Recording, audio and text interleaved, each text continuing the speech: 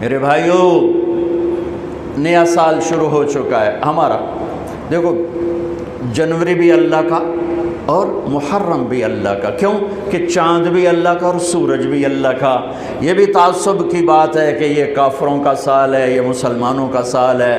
سورج جب اللہ نے بنایا تو سورج کے گرد کا کیلنڈر بھی اللہ کا، جب چاند اللہ نے بنایا تو چاند کا کیلنڈر بھی اللہ کا۔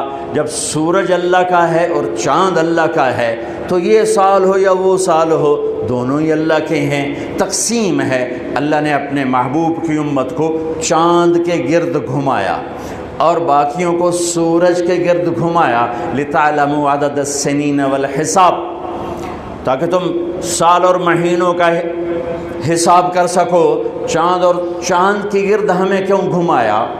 کہ سورج کا کیلنڈر نارتھ پول پہ فیل ہو جاتا ہے، وہاں سورج نکلتا ہی نہیں 6 مہینے۔ جہاں 2 مہینے نہیں نکلتا وہاں تو میں بھی گیا، اس سے اور آگے جاؤ تو 6 مہینے سورج نہیں نکلتا اور 6 مہینے ڈوبتا نہیں ہے، تو سورج کا کیلنڈر نارتھ اور ساؤتھ پول پہ فیل ہو جاتا ہے، پتہ نہیں چلتا دن ہے یا رات ہے۔ یہ مجھے وہاں جا کے سمجھ میں آیا، کتاب پڑھ کے کبھی سمجھ میں نہ تھا۔ میں جب وہاں آخری دنیا کے کنارے پر پہنچا تو میں نے دیکھا وہ سورج کے گم ہونے کے دن تھے، سورج کے گم ہونے کے دن تھے، تو چاند چمک رہا تھا، تو مجھے پتہ چلا کہ اللہ نے میرے نبی کو چاند کا کیلنڈر کیوں دیا، کہ وہاں 6 مہینے سورج نکلتا نہیں، پھر 6 مہینے ڈوبتا نہیں، لیکن وہاں بھی چاند نکلتا بھی ہے، ڈوبتا بھی ہے، گھٹتا بھی ہے، بڑھتا بھی ہے۔ وہاں اگر کوئی مسلمان رہتا ہے تو چاند کو دیکھ کر اپنا نظام صلاۃ بنا سکتا ہے، روزے کا بنا سکتا ہے، نماز کا بنا سکتا ہے، سورج سے نہیں بن سکتا۔ ہاں، اب آج کی تعلیمات میں گھڑیاں آ گئیں تو اس سے پتہ چل گیا، لیکن ایک آدمی جاہل ہے، ان پڑھ ہے، گھڑی کوئی نہیں، تو چاند کو دیکھ کے کہہ سکتا ہے رات آ گئی، چاند ڈوبا، دن آ گیا ہے، رات ہی لیکن دن آ گیا۔ تو میرے اللہ نے اپنے محبوب کو چاند کا کیلنڈر دیا، چونکہ آپ للعالمین ہے، رحمت للعالمین۔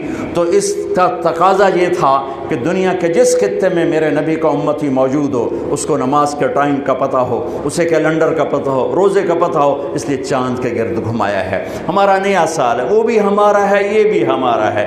یہ تعصب کی بات ہے، وہ کافروں کا سال، یہ مسلمانوں کا سال۔ ارے چاند بھی میرے رب کا اور سورج بھی میرے رب کا۔ ہاں، ہمارا کیلنڈر اللہ نے اس لیے گھمایا جو میں نے آپ کو وجہ بتا دی ہے، لیکن اس میں اللہ نے ایک ایسا واقعہ،